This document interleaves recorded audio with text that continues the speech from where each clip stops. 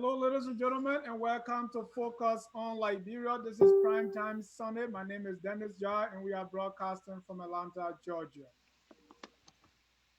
We want to welcome all our viewers from across the globe. This is Focus on Liberia. Our topic, we are discussing the Inner Hero Project. That's Mr. Ambrose R. Russell and the Inner Hero Project. That's the project to empower young people and mentor them. I have with me in the house my co-host, Mr. Asoni Sia. Mr. Sia, welcome to Focus on Liberia. Thank you, Mr. Jai. It's my pleasure to be here with Ambrose, who is doing an outstanding job, not only representing his humanity, but also representing us as a community in the work that he's doing. When I went through his website, my mind was blown away to have a young man dedicated to inspiring young people and giving them the tools they need to become successful adults and be able to contribute to society positively. I'm happy to be here. Thank you. Our guest is Mr. Ambrose Ricky Russell. Ambrose, welcome to Focus on Liberia. Thank you for having me. It's a pleasure to be here. Thank you. As you can see behind him, Ambrose is the founder and president of the Inner Hero. We're gonna be discussing this, what this is all about, and what drives him to do this. But before we get started, again, we want to say welcome to Focus on Liberia for all our viewers across the globe. We want to remind all of you that COVID-19 is still serious. We are being quarantined, and we have to follow the protocols so as to stop the spread of this deadly virus.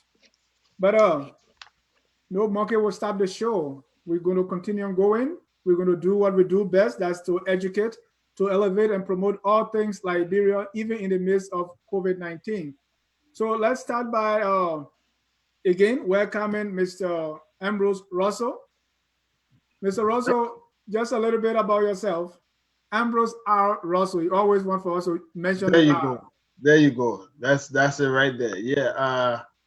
I'm my name is Ambrose R. Russell. I'm the founder and the president of the Inner Hero organization.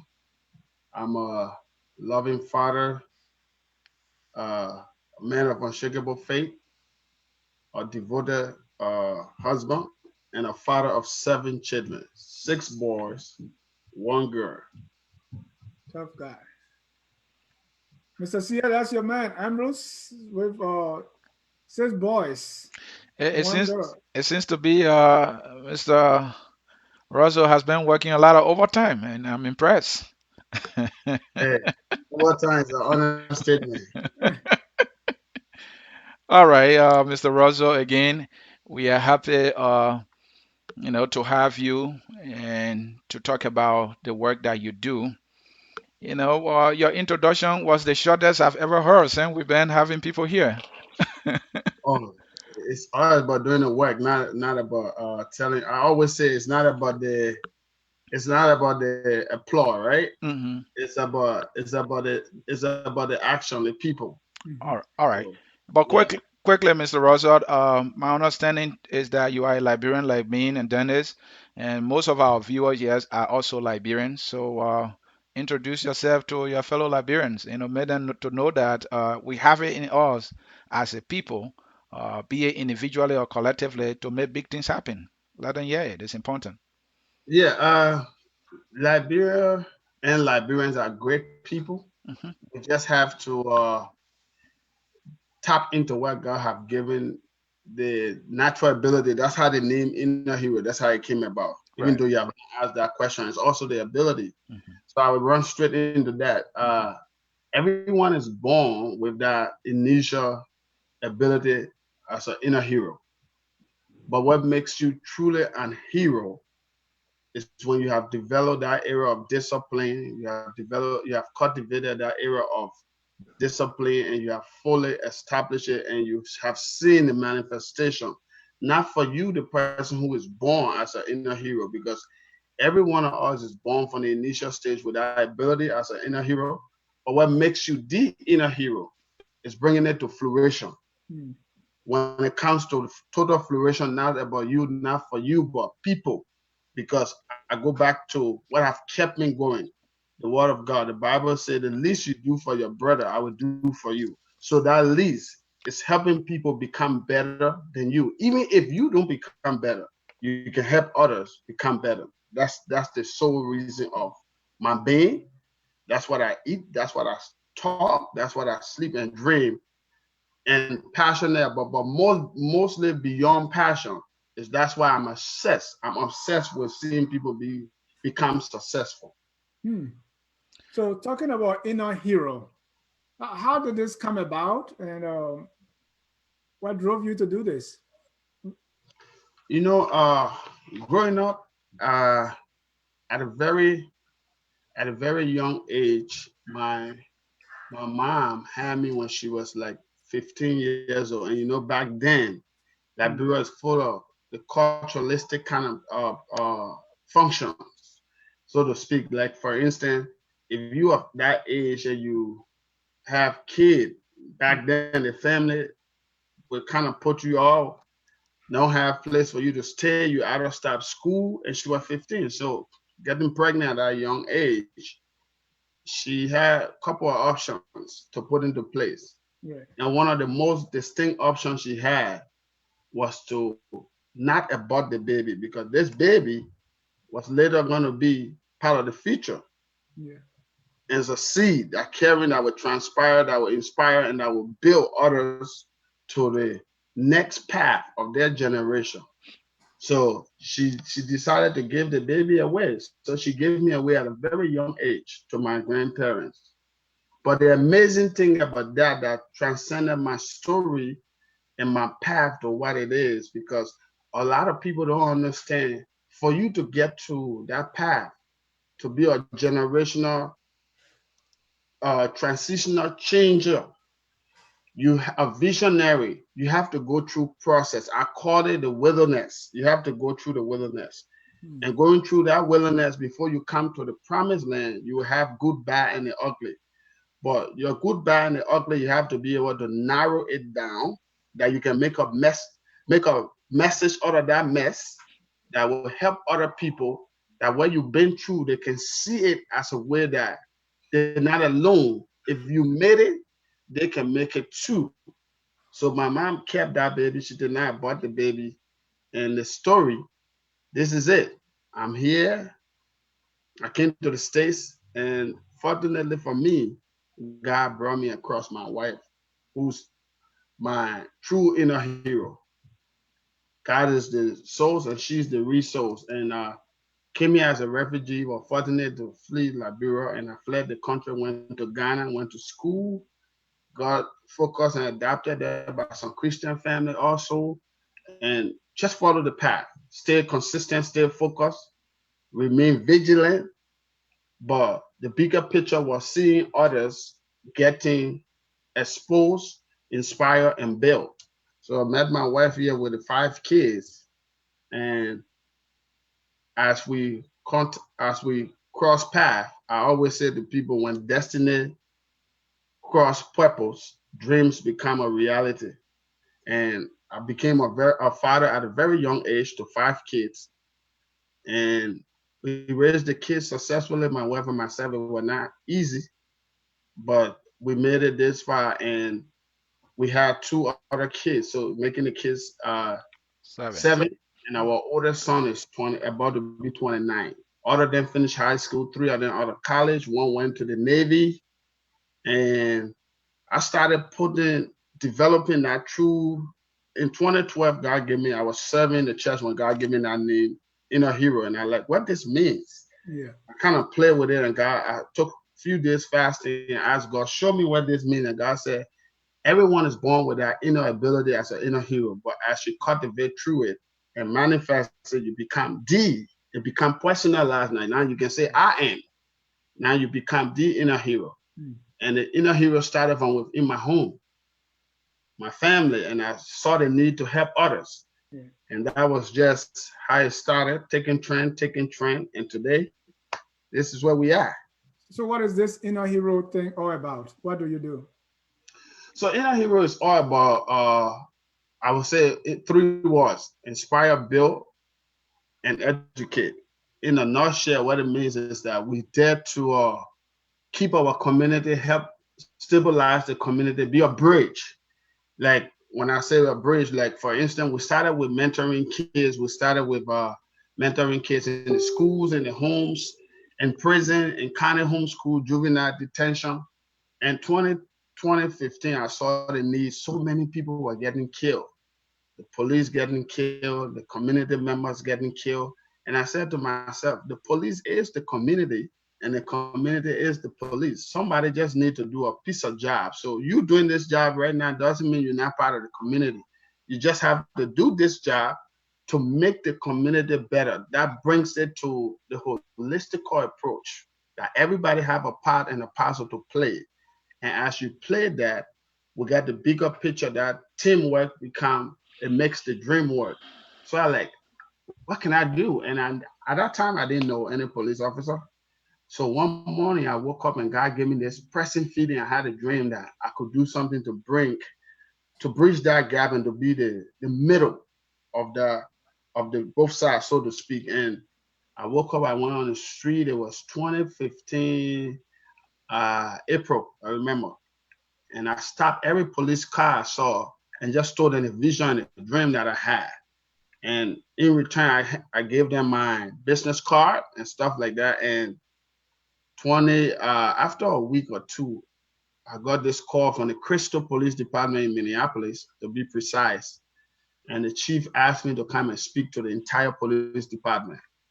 And I went and spoke and told them, carry my presentation, my PowerPoints. I kind of laid it out and I told them what I wanted to do to help minimize the tension, because I believe our tension we face with today is for three reasons. With lack of consistent communication, with lack of the assumption is it's a lot. People assume. And we need to find a place to know that everywhere you have possessed, somebody can possess it and possess it beyond you. So that's eradicating judgment. So that was the message I sent to them, and that video went viral. From there, the door started to be knocked on. Everybody started to call. What can you do to help us? We started simply by having a dialogue, peaceful dialogue, where we would bring the police chief, because back then it was a problem. It still is a problem because we're working through it. But what we did, we'll bring the police chief to the community, bring the mayor, bring the community leaders, bring the local people of the community, and sit where we have small group conversation. Then we eat, because when people eating, they tend to tell you more about themselves. So where we sit and eat, and now we start to have pep talks. And as we have those talks, we narrow down our differences. And at the end of the meeting, we have something called a Q&A, that people can express their concern, their question directly to the police chief. Now you can't assume again, you have the direct contact. Inner Hero have given you the opportunity that both sides that were assuming and had a friction, now you can sit in one gathering and hash out differences and discuss. We don't have to agree on everything, but we can respect one another's views, and we can build on that point moving forward. That's how it started. All right. As I went through your work, to get to know what you're involved with, you got to know that your emphasis is on young people, how they can have a much better relationship with their family as well as the community. And another emphasis is on law enforcement. And you also place emphasis into mentorship, and that is key. So tell me about your mentorship program. How is it going? What you So hope to achieve with that? the mentorship program is going extremely well. Mhm, The goal for the mentorship program is to have the transformational shift. mhm, You see, one of the things that I've learned working and doing this work and being a father of a huge family is that everything you have been faced with in life, mhm, the people that come after you, be it good or bad, if it's good, you want it to be better. mhm. If it's bad, you want it to be greater. And in that process, I learned that there's a lot of generational hand down, so to speak. Like you have been through poverty and people tend to claim it and say our family we always live in poverty. No, no, the buck can always stop with the second or third generation, and you can change it by your action and your interaction with what you want to become. You have to dream it and you have to act on it. So I thought it was that if we can help young people see it, they can reach it. If we can help young people become it, they can tell it. mm, So I thought it was that what can we do that will cause this generational shift, that what we have passed through or what we've been through, that the younger generation will transcend for a generational impact that will change from the fourth, fifth, next generation to make it better, that they cannot walk and or cannot inherit, the best word to say, so to speak, cannot inherit the negativity, but rather we can build that framework that they can transcend on and help the next generation. mm. Mr. Russell, I'm trying to understand now your core areas. You talk about the mentorship, you talk about the police. What are the core areas in this thing that you work on, and what has been the story? So the core areas we are involved in three main areas. So we have the mentorship, we have the community engagement, and we also have we have the school breakfast program. And before you can continue with the rest, Dennis, uh, peer mentorship is one other thing I think you also are into. Tell us about the peer mentorship. How does it work and why it is? So the peer mentorship is like, say you and Dennis and myself with the same age group. Right.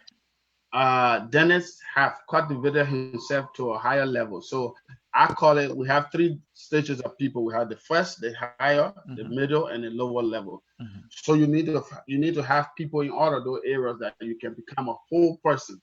So if Dennis is on the first level, he helped you on the second level to go to his level. You on the second level help me on the third level to come to your level. So people keep graduating from levels to levels, and everybody sooner or later begin to see the bigger picture of success.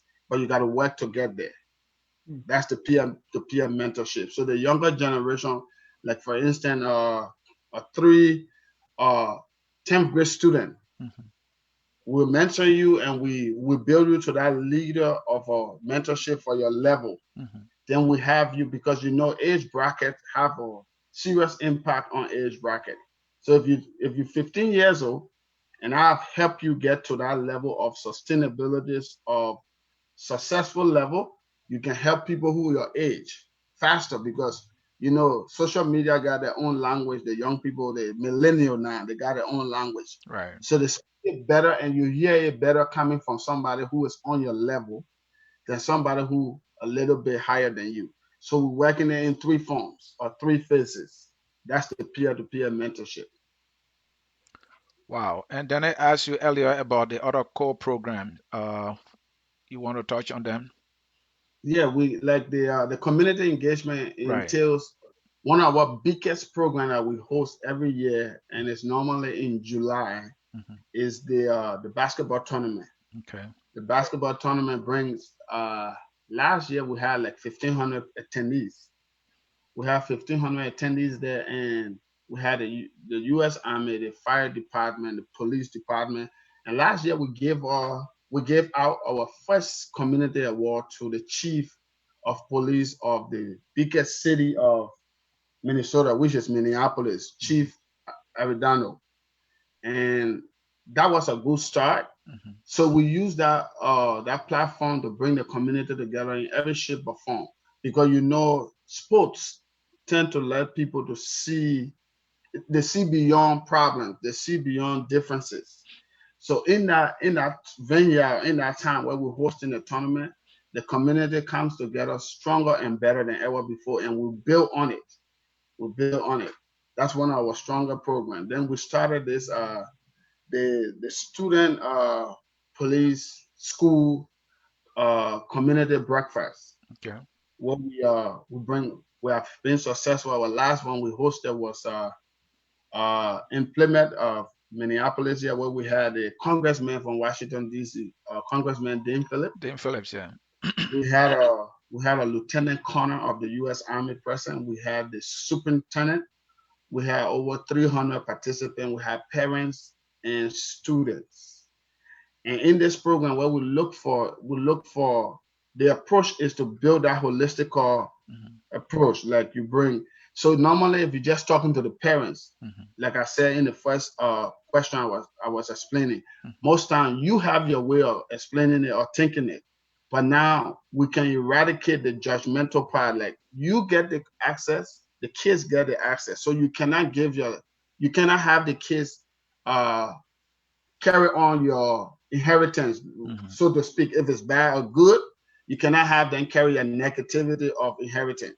They can say that, oh, in this year 2020, I was 10 years old. I had a chance to speak to a congressman. I was able to ask him a question. I was able to talk to him directly. And that changed my life and changed my thought process. That now I can understand what the police are about. I sat with the police, I had breakfast. My mom was there, my dad was there. It was a family thing, and that's a community bridge of gap Right. that we can see that we can work together no matter what the difference is. We don't have to agree on everything, but we can coexist. That we can build a better future for the next generation. Wonderful. Again, folks, in cyberspace, you are watching Focus on Liberia, and we have Ambrose with us, who is from the Inner Hero organization, an organization that is helping to equip, to inspire, and also to train young people to become successful adults. And Ambrose, as you were explaining, something came to my mind. In America now, this richer gap in terms of learning, advantages, and all that. Is there any way you take that into consideration as to minimize the gap as well? Yeah, you know, it's all about education. Hmm. The more you get the firm and the truthful education of people and the involvement of the community, Right, you minimize, rather you minimize the assumption, right, because a lot of things that the people say the community of colors take, a right. lot of some of them are factual, some of them are assumption. Hmm. So you give the people the upper hand to come directly, like we talk about the police or community engagement. That has not been something that since I came to America I've heard of. Now, instead of you saying, "Oh, somebody got shot over there," and the policeman said this, the police chief said this, now you have a direct contact with him in the room where we bring the police chief, we bring the sheriff, Right. we bring the Hennepin County public defender, Hmm. all of them in that room and on a panel Hmm. answering your question. So that minimizes the the uneducated part. Now you get direct education from the people who actually in office. So it's all about the consistency of the education. And that's what we're looking to do consistently. And once we can do that, hopefully we can narrow down gradually as we grow, as we go about the work. Let me take you back to your mentorship program because as you were explaining, I'm thinking about myself growing up behind God's back. I wish I had a mentor, even though people came by. But you have two types of mentorship: the peer-to-peer and the community leadership mentorship program. What's the difference? And tell us about some of your success stories. So the peer-to-peer uh, is your age level or people who on your level. You helping them come not on your level, but in the same age range, your peer pressure, your peer pressure group.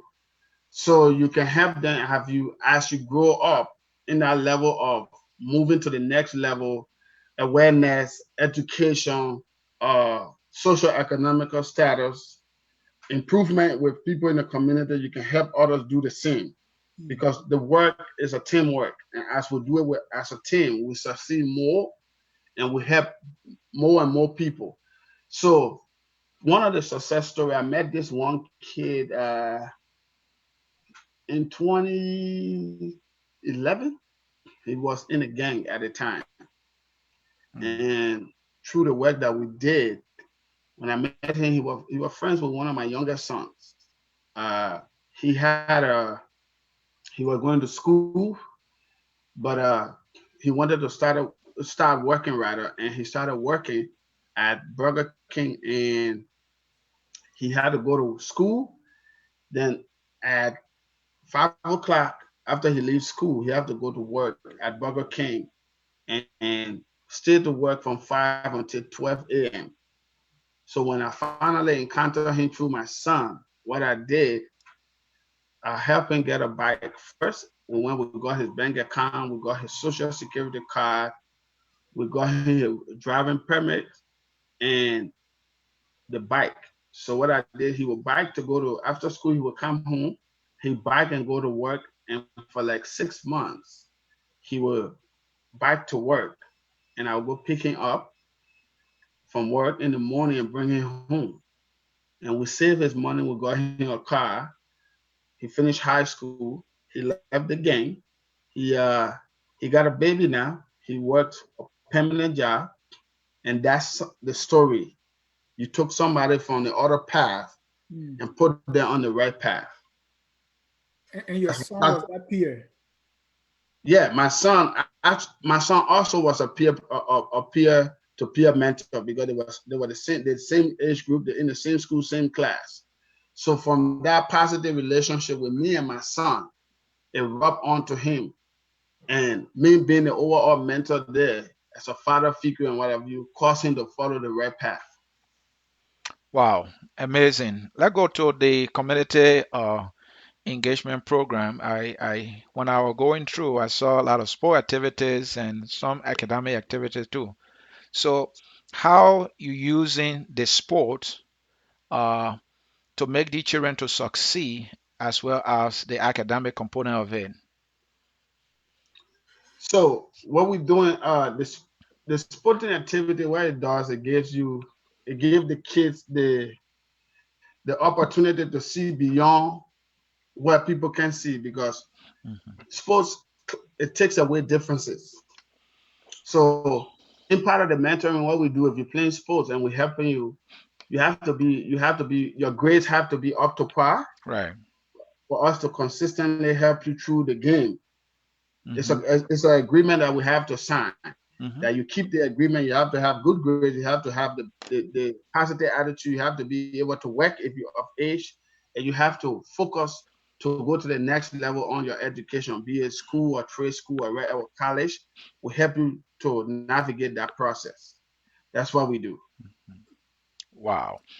And I know earlier you explained how you started, and then you got some government officials up to a congressman, Dean Phillips, involved, and some police chiefs involved with your work, and so you have their contact.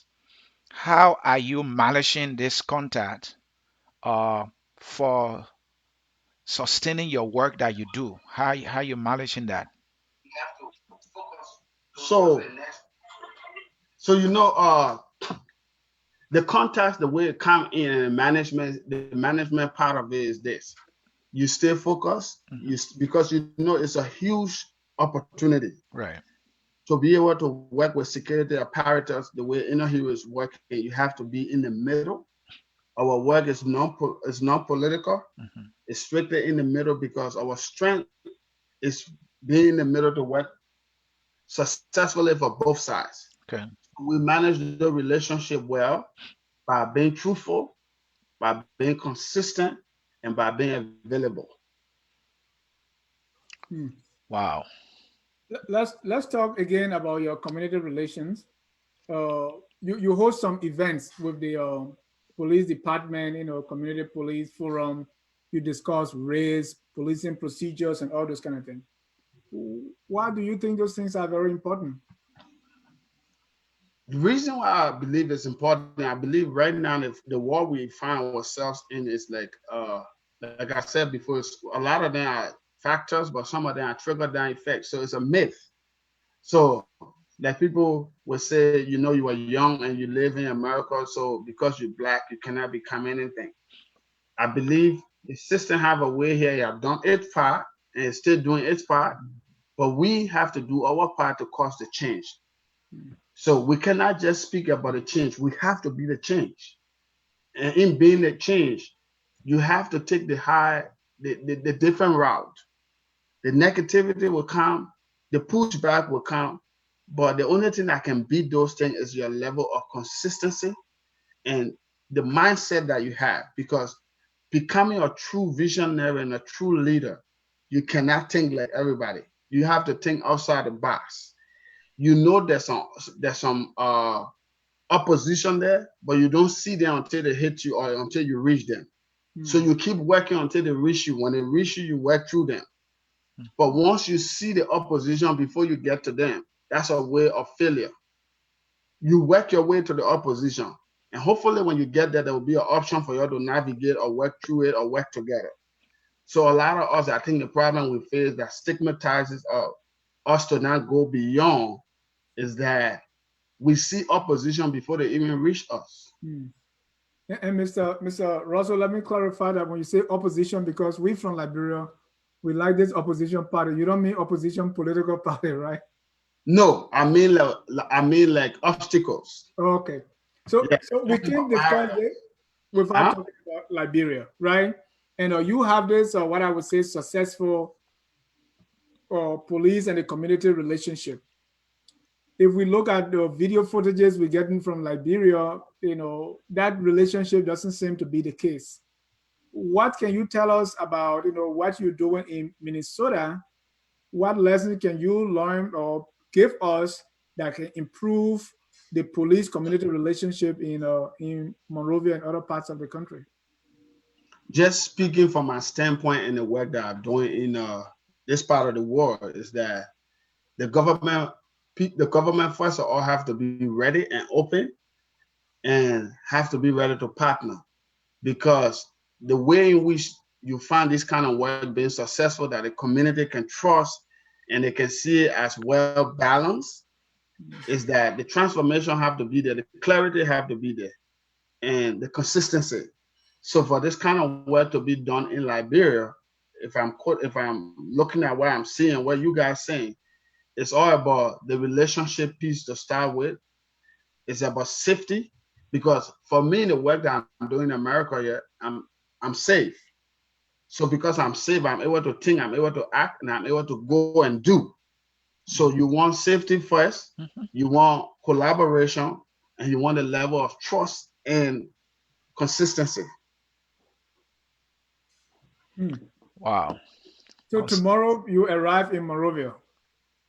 Let's cut to the chase and see how we'll do this thing. We're in Monrovia today. What are the things you will need for this to work in Liberia? Okay, you just asked me your previous question before this. You asked me about what is like managing the relationship with the government official or the people who in power. The first thing in Liberia, when you get there, you have to have access to people who have the position, because those are the people that you sit with to discuss, to trickle down the work to the middle class or the lower group. Yeah. If you can't have access to talk to those who in power, how can you get question answers, and how can you get the plan to reach down to the lower people?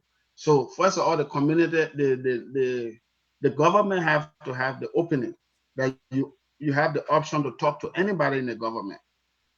Now, when you have the option that you can have a roundtable discussion and you can work together, brainstorm, bring the work together, and that holistic approach can take place, and that will disseminate to the lower generation or the middle class. But if you blocking the opportunity for inner hero to see the higher up position of folks, they're not going to be able to work.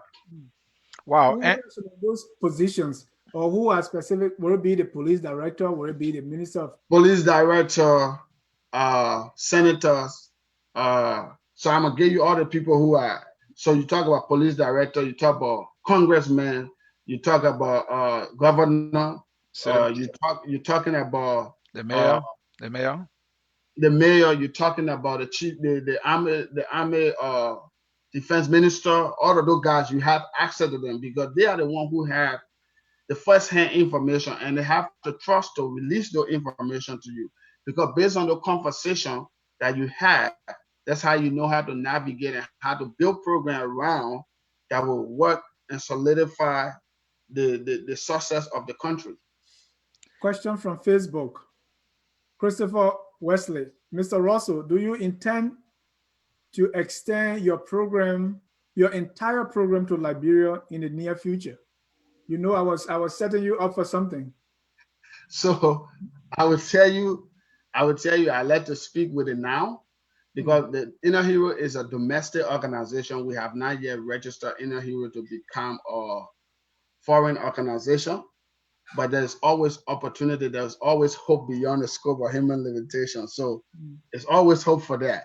But what we pray for, we pray to work in the now, and as the future comes, we navigate well based on the presentation from the country.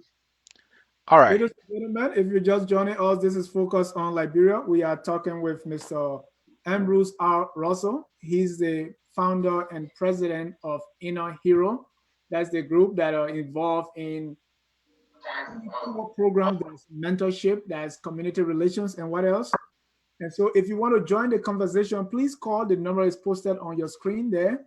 That's that is right there on the screen, and I also pinned that. That's right there. So please call in and join the conversation to ask Mr. Russell a question or to give a comment. We are here on Focus on Liberia and want all of you to participate. Again, the number is 605-313-6004. The code is 791403. Mr. Sia. Now, Mr. Jai, I want to have Mr. Russell a question. Russell, when you were explaining, you talk about assumptions between law enforcers and the community members, especially people from the minority communities. So this is a situation in a diverse community or society. In Liberia, it's different. What is not different is there is still some tension between the community and the police.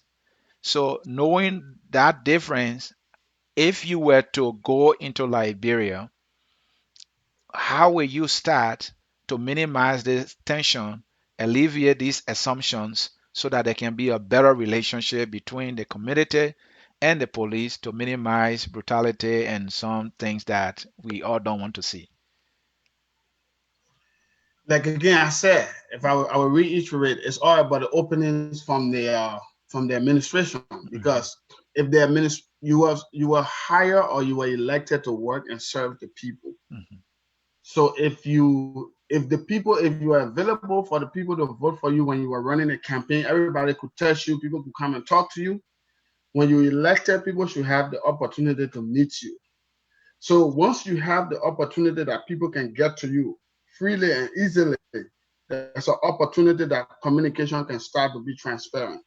And once you get that opportunity, now people become available, you become available, and the connectivity take place.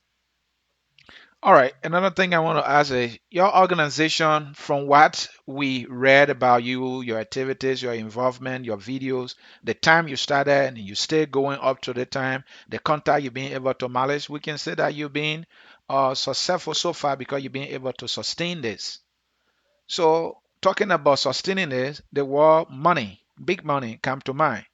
Mhm. Share with us the funding aspect of it. How is the work being funded? So from the onset of Inner Hero, we started funding Inner Hero from our pocket. When it was funded, my wife and myself, we did some personal venture that we went into to keep it. Like I said to people, a lot of times people will never invest in you when you cannot be your first investor. Mm. So you always have to, and I believe that is the reason why a lot of us don't succeed. We do have something called dream. Dream is a piece of sheet. Anybody can dream. Anybody can tear up paper and look at it and say, I dream.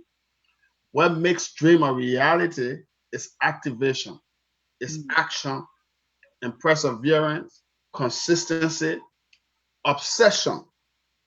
That is not about you, it's about people. So you give it your all. So the funding source for Inner Hero started with ourselves, and we raised some little funds here and there, and now we're at the stage that we're writing grants. We got our partnership with the Vera Police Department, with the Vera organization, that money coming in through contracts and stuff like that. But we're still looking. If you notice on our page, we just launched a campaign for $18 million. So we're still looking because the work is a lot, and it entails money to navigate the process, to bring the awareness and the education and the transformation that we're looking to bring. It entails money to do that. So that's how we get our funding. So if somebody out there listening to me and we're looking at camera, you can help Inner Hero in so many ways. You can physically help by being a volunteer. You can morally help by coming to be a mentor. You can financially donate to the organization. In those three ways, you can be a part of this thing, and we all can make it happen. Because, like I say again, teamwork makes the dream work. Your little, my little, and every other person little makes it 100%. And the future that we build today is not just me; it's for your kid, my kid, the other people kids. But the generation that will inherit the future that we build now, it will be better than our time. And that's the goal of Inner Hero, to educate, inspire, and build. Educate, inspire, and build. Inner hero. And he's not talking small money here, 18 million. That's 18 little million money for the war. It sounds big, but that's little money for the work. for the type of work that he's doing. That's little money for the work. It just sounds like that when you have not experienced the kind of money. Yeah. But Mhm. the work that we have put in and that we continue to put in and we want to do, we're gonna go to 100 millions at times come, because this is a shift that started in Minnesota. Now we're in the metropolitan of Minnesota. We're looking to engulf the entire Minnesota, and gradually we expand out of the states to other states and maybe countries. Like last 2 weeks, I got a call from Australia.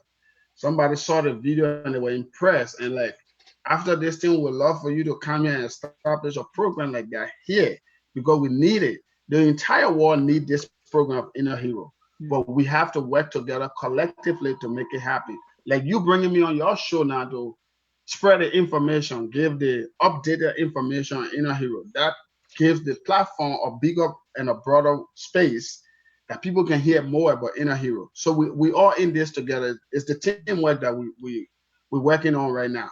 And And Mr. also, Jad, I Mr. want to ask, go ahead, Mr. Sie. All right, sorry, Mr. Jad. I mean, you are talking about this is big money.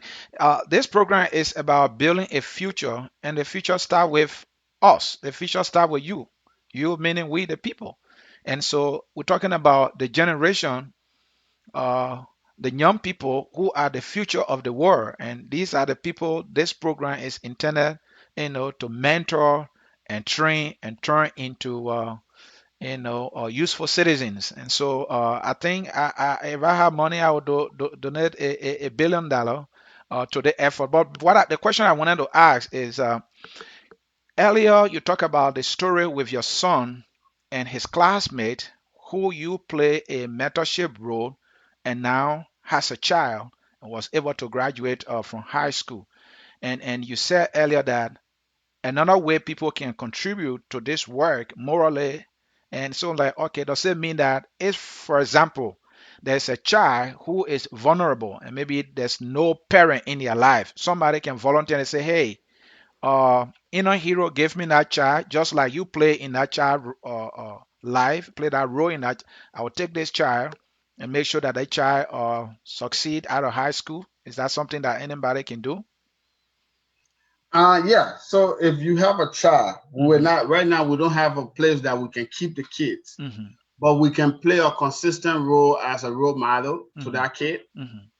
and that's how we run our program. So we run it. We kind of do the interview in two phases. So when we get the child kind of enroll into the program, we do a one-on-one interaction interview with the kid or the adult, whoever it may be. Then from there, we meet with the parents, because the parents a lot of times have their own problem, Yeah. Mm. and they always presenting the child problem. So we meet one-on-one with the parent and get to realize or get to question and get the family history. Because a lot of times, me being, I can explain it because I'm living it and I live it every day. Me being a father of 7 kids, I mentor my kids together. I mentor them individually. And another thing that I do while they were in school, if somebody comes home and tell me this thing happened, I will listen to your side because the story always have 2 sides. I will listen to your side, but I'll go to the school. Now, a sound person or a person who understands better will dissect both sides and make a formal interaction with both sides and see how best you can be on the same page. So to answer your question, yes, but it got to be a two-way street. So the family will be involved, inner hero will be involved because it is that holistic approach. Like I said to people always, if your social economical status is not right, your educational status will never be right. A lot of times people will say, tell me what happened. Before they tell you what happened, you want to ask that kid or that person, did you eat? Did you sleep? Did you, what was the last conversation at home? Because just getting the facts can lead you to the true core of that problem. But a lot of times we want people to tell us the problem first. You want to ask them about the question themselves first. The younger kids, sit and talk to them. What is like home? What did you sleep last night? What's the relationship between mom and dad? What was is there a tension there last night that caused you to run on the street or to misbehave, or you just coming straight and lash? And one of the most important things I have learned and I apply every day to my life is that you, at some point in time when you're talking to people as a mentor or somebody who involved with people, sometimes people only want you to listen. Sometimes you don't need to talk. You have series of meetings that will take place. Sometimes your kids, your family member, whoever it may be, they just want you to listen. On that first meeting, sometimes you don't have to give all your ideas or your education that you have or your know-how. Sometimes you just listen because the kids nowadays, they see it becoming like or come across them like you being judgmental. When you can listen and you just want to give your advice and how you live and how you did this, and sometimes they just want you to listen. And I think with parents, that's one of the places they fall short. They don't listen. They're always speaking. And I can only give this to you because that's what I do with my kids. That's what I've done. That's why I've caused me to be a successful man raising my children. I have 5 older boys. My older son is 29 and the youngest is 9. And keeping them in line, they have to see the consistency from you as a leader. Yeah. You have to be a leader by example. You can't be a leader by just talking. You have to have the example to match your character. True. If it can't match your character, you will never get followers because people always go back to your life. Yeah. Mr. Russell, I want to ask you a question because all this you were talking about, you cannot do it alone. So I know you are working with people, your board and people, but I want to keep that question first and ask you about this. Because you have done something that most of us Liberians living in the United States or in the diaspora, we've not been able to do. Most of our organizations that we form focus back home. I'm not saying it's a bad thing, but most of what we do is we are concentrating helping the people back home, but you are doing yours here. How did that come about, or are you doing something too in Liberia? But what did you see that many people, many of us who are so focused back home didn't see? I saw something called simple one word, timing. Timing. I will give you a common illustration, okay? If you build 4 houses now, 3 in Liberia and 1 in America, and you intend to stay in all the 4 houses, real talk, reality speaking, if you have all the money, how many of those houses you can sleep in one day? Just one. So what you do, the place you add, you empower that to the fullest. So when you take step to go to the next one, there will not be a downside of the place that have been empowered to the fullest. So I want to empower to the fullest here. So as I transfer or transcend to somewhere else, There will not be a downtime. Everything will be on the same level. So sometimes I think what happened, people try to rush timing and they don't have proper calculation. So for me, I always work with God's timing. If God tells me it's the right time for it, I believe once I launch towards that direction, it will be successful. But I'm not in a hurry because I'm from Liberia or Ghana or wherever to run because I've established something here in a couple of years. So I should branch it to Liberia or Ghana right away. No, there's a timing for that. And that's why I think when you find a lot of us doing something here and we rush to take it back home, it's just on the lower scale. It's not to that level yet because you have to build Yeah. to that level before you try to make the transfer. Yeah, but Mr. Russell, sometimes we don't even do it here at all. Our project is only in Liberia. All right. So if you're only in Liberia, maybe that's what you are called to. Because a lot of times I think, if I said this right, I think sometimes we want to do something for men to see instead of doing something that is right. Men can see something that doesn't mean right.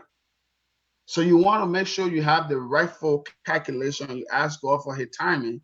For me, I'm a guy who very spiritual, very I have a lot of faith. And my faith, I'll correct that one, not spiritual, but I have a lot of faith in God. So I I move by God's direction. If God tells me that's why it is, that's why it is. And that's why you see the board of Inner Hero, the people, the board of directors and volunteers. I will send a special shout out. Had it not been for them, I don't know what the dream would be because I'm just one person. But the board of directors, they have done extremely well. All of the partners, all of the volunteers, especially my wife and the kids, I will always send that shout out. They have been my rock because the work that I do, I have a lot of time out there working. And they have been there that I'm gone for so many hours. They still been a supported group behind me as the leader of the family.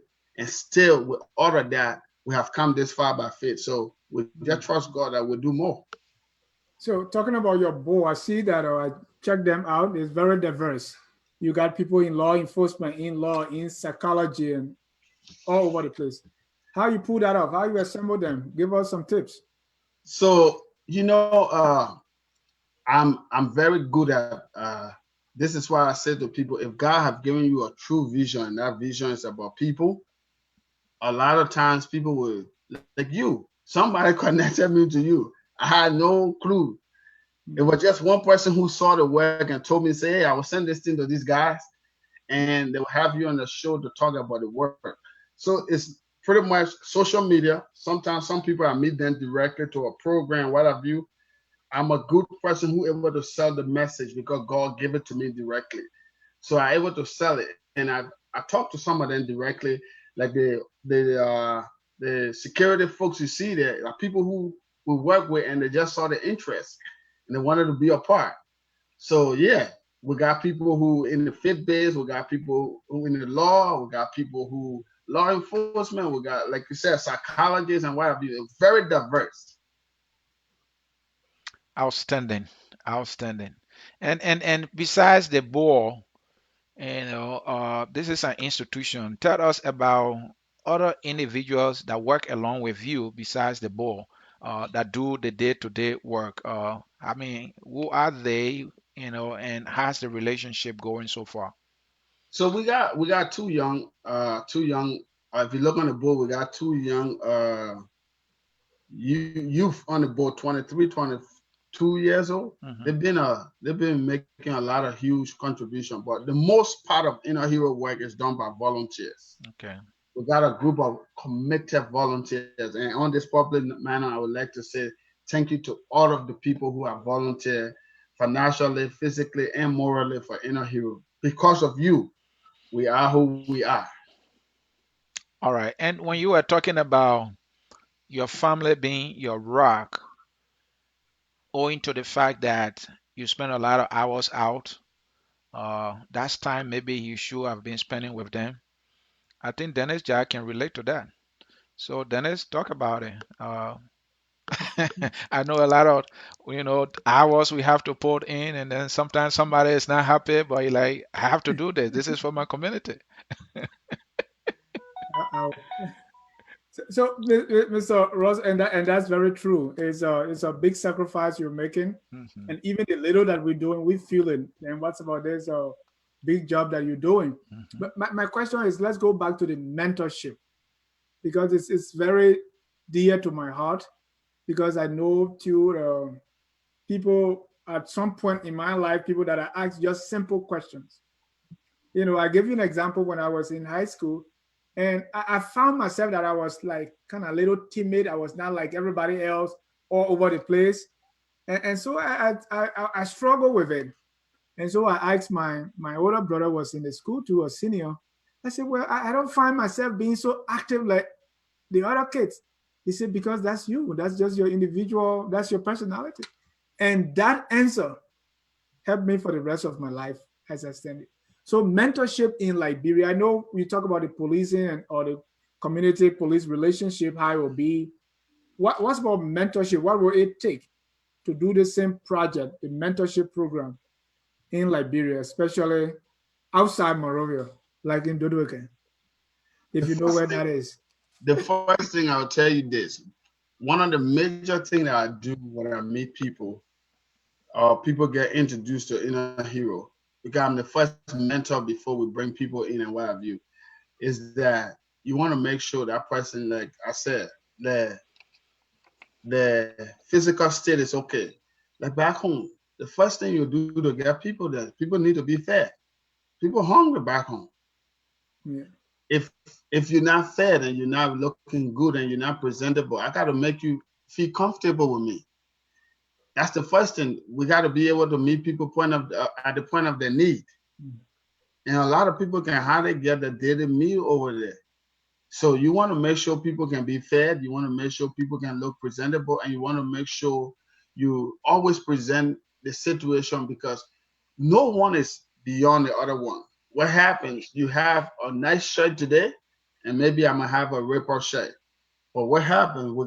We have the same focus in life. What makes me better than you in the physical thing? What I do is my action. That my action puts me ahead of you. So you want to make people always know that you can help them get to the place that you have never reached, even though they see you now as the best, but they can become greater.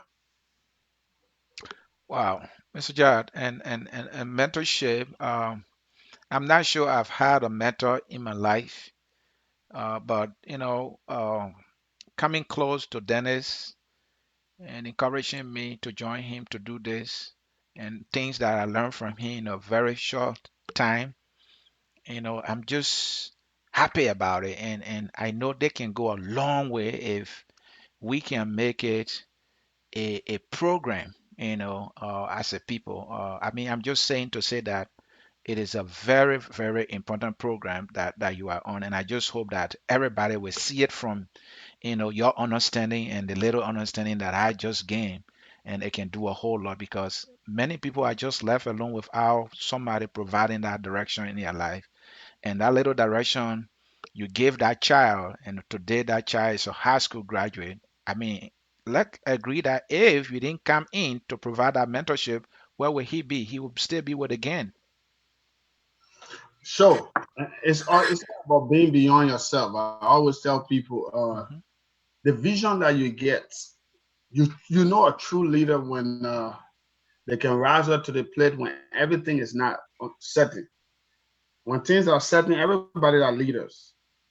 But when things are uncertain, that's where you find the true leaders, because those people will bring the atmosphere to a normality standpoint that it looks certain and give other people to see the option to see the certainty of the bigger picture. I've always been a person who never made my life about me. If I said it before, I'll say it again. Whatever I always felt, and I know in my heart, my my way I will illustrate it for you is this. I want to be the person who will hand the candle, so to speak, to people. And in the midst of the dark tunnel or the darkness ahead, If you can give 4, 5, whatever number it may be, of people the candles and help them light the candles as they walk ahead of you and you walk behind them, you can see further and clearer. Because if you just have one candle, you can only see the spot as you take steps. Yeah. But if you give it to others, you can walk further and see clearer. So my vision, my plan have always been. That's why I came to America. I was able to take a woman with 5 kids. That is not commonly said. No. That is not commonly known. You have to be destined and particular about that because growing up, being given away very young from my mom giving me to grandparents, a lot of times when you have gone through a lot in life, you tend to be self-centered and you kind of make everything that you hold and you touch to be about you. This is mine. This is mine. But the only way your life become better, I believe, being able that I can explain it and I live in it and I've lived it, is that you gotta let other people take from your hands that which you think is important and then make it to a goal and you can have more of that goal coming to you back in the form of a diamond. So you gotta give yourself first. And as you give yourself, you get more and more and more. And go back to the same saying that the Bible said, the least you do for your brother, God said he will do for you. And I believe personally I'm living my best life. And the best life that people consider to be, some people may characterize it to be money. For me, it's giving back to humanity, Wow. giving people the option to see clearer than me. And Right. once I can do that, I believe I'm living my best life. That is giving somebody that candle. Let me read a few comments and then we ask one or two questions to wrap this up. Uh, Betaki Ezananta Lowini say, I think Liberian kids need different approach. The same methods that you apply in the United States doesn't mean it will work in Liberia. Sandra Kuhn say this is very inspiring. Yep, it is inspiring. And Mr. Is there any comments? Yeah, go ahead.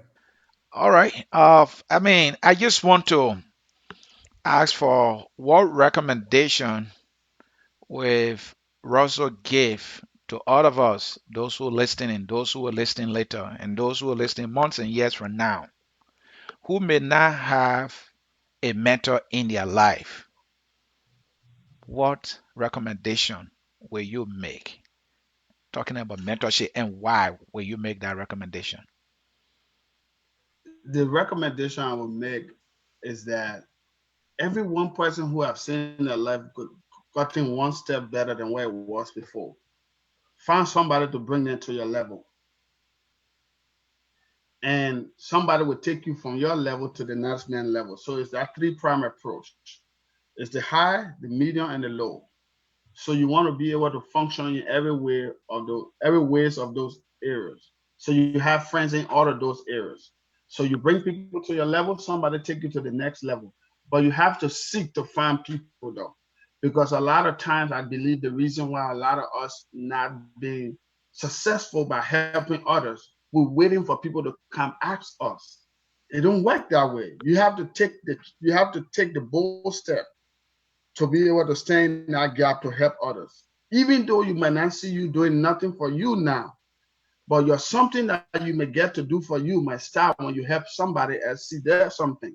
Hmm. So somebody find a full potential through you, and through that person you can discover your full potential. But you cannot make your life about you because you're just one person. It has to be beyond you. It has to be bigger than you. And it has to be driven by people. And once it's driven by people, the followers will come, the impact will be made, the change will take place. Hmm. So, Mr. Russell, for all those listening, watching us now, and will watch later, what do you want us to do? What can we do as audience, as people, to make Inner Hero grow and be successful? So on this popular note, I would say it's a long comment I would make. Okay, so first of all, I would say thank you to you guys for bringing me on the show, and to all our first time responder out there who put in their lives in harm's way, making sure that we're being safe and helping others' unique lives to be better. We ask God safety upon you. We will continue to pray for you. Those who have lost their loved ones and family members, we ask God to give you comfort in this time of bereavement. And those who struggling with the virus, we ask God to lay his healing hands upon you that you can recuperate and you can be able to tell the story that it was God that helped you come this far. But as you watch me now, I'm talking to you directly to the camera here. Inner Hero, if you want to be a part of Inner Hero, we will love your financial support, we love your moral support, but most of all, we love your physical support as well. Because this is a community work. This is not about me, this is not about you, this is about the people. And in this time that we find ourselves of uncertainty, the COVID-19, which of course I believe it will pass. Let us take this time first and foremost as we're being quarantined to not just be a consumer, but rather a producer for someone else. That when we cross to the next life after COVID-19, which of course I believe will be faster, better, but you have to prepare yourself now. And in the process of preparing yourself to become more creative rather, and your creativity ability that will share to others, make sure you learn to forgive people first. Because for me, coming here to serve and be your humble servant, your community organizer, what I went through with my mom, I was able to forgive. And as you forgive, you see more and you open that space that you see more creativity coming to flow in that you can help others beyond yourself. So let us use this time to forgive, ask God for his forgiveness. Let us not carry the old things that we experienced before COVID-19, after COVID-19. Let us be more about a broader spectrum, more about people and not just us. And as we do that, we'll build better homes, better schools, better community, better cities, better towns, better states, and hopefully a better country. So how do people get in touch with you if they want to help, they want to donate money, they want to volunteer physically or morally? What do they do? So we on all social media platforms. We're on Twitter, we're on Instagram, we're on Facebook, we on LinkedIn, and our website is www.theinnerhero.com. So it's theinnerhero.com. You can go there and make a donation. We have a campaign running right now. You can go there and make a donation. You can call, you can send an email. The email address to reach me by is ARUSSELLTHEINNER.com.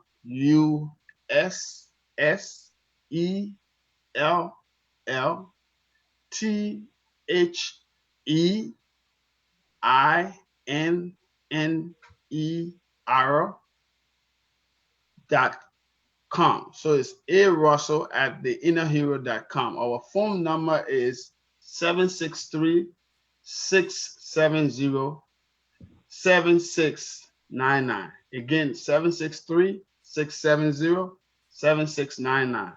And our office is located in Minneapolis, South Minneapolis, 1 West Lake Street, Suite 185, Minneapolis, Minnesota 55408. And your website? It's www.theinnerhero.com, theinnerhero.com. Wonderful. And so, folks, you heard that. That website will give you almost all of the information he just cited to you.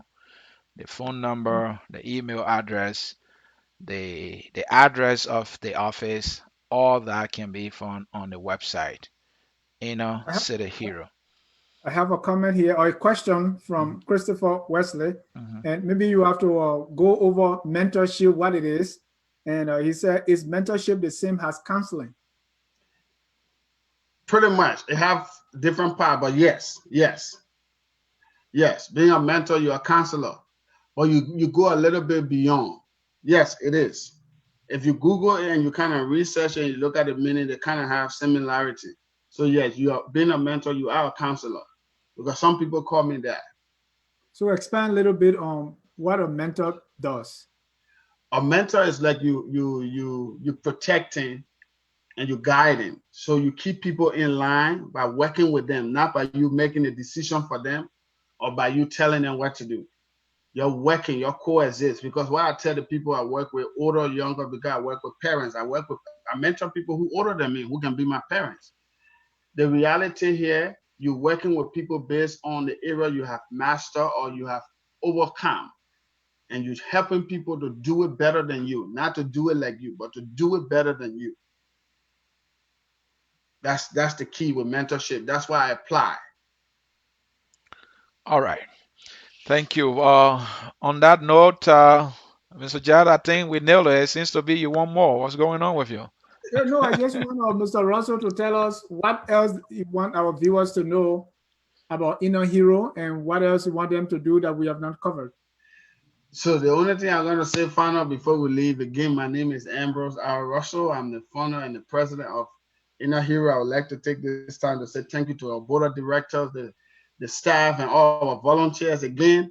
And I would like to tell you that you are an inner hero, but you have to look deep within and cultivate that area that you can manifest into a true flourishing, that you can help others become better than you.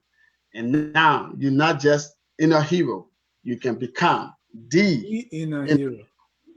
Not just the inner hero, but the inner hero. And that D meaning is meaning special. Yeah. meaning I I. the. Okay. So I'll give it down to break it for you. Okay. When I got the vision for Inner Hero, I Mm, was I was I was a hero already, an inner hero, but I didn't know. mhm, So when God gave me the word, I said, God, tell me what this means. He said, everyone is born with that ability as a hero. mhm, But you got to look within you and you got to cultivate your area of discipline and you have to manifest it that it can show. And that showing got to be true people. You got to help other people based on what you have gathered for yourself. You got to help other people surpass you. mhm. And once you do that now, you can come back instead of just saying inner hero, you can personalize it. You can say the THE means I. You can say I am the inner Inner hero hero. based on what you have done and the work that you're doing for others to cross to the brighter future. And to you folks in cyberspace, I want to say to you, you are the inner hero. And when it comes to information dissemination, educating, elevating, and promote all things Liberia, we here are focused on Liberia are the inner hero. On that note, we want to say thank you, Mr. Rosals, for honoring our invitation. Man, the work you're doing is phenomenal, and we wish you all the best. We are always here. This is what we do. We are the one that relay the information, all the good work that people doing out there. It is our business to take that information, that work out to our people who don't get to know, and that's what we do best. Mr. Ja. And we want to thank you so much, Mr. Russell, for coming, especially, we spoke before and then we just came to you, boom, said, let's do this. And you were ready. So we thank you. Uh, I see some questions coming, but mostly what benefits there for Liberians? We gotta go. Yeah, but hey, we covered that, Moses. And people did not call. They were putting their comments, but we had the phone lines, but nobody called. I think they like it, but we have your information, and people can get in touch with you. Once more, we want Sure. to thank all our people for listening. Even the sister who connected us with you, want to appreciate her and say thank you for putting us in touch with this great man and the inner hero. Uh, we are going to leave this place looking deeper into our own souls Yeah. so that we can manifest and truly say with pride and dignity that I am the inner Inner hero. hero. On that note, stay safe. COVID 19 is still here, and bye bye with this song. We Thank you, boss. all are be Thank you. right.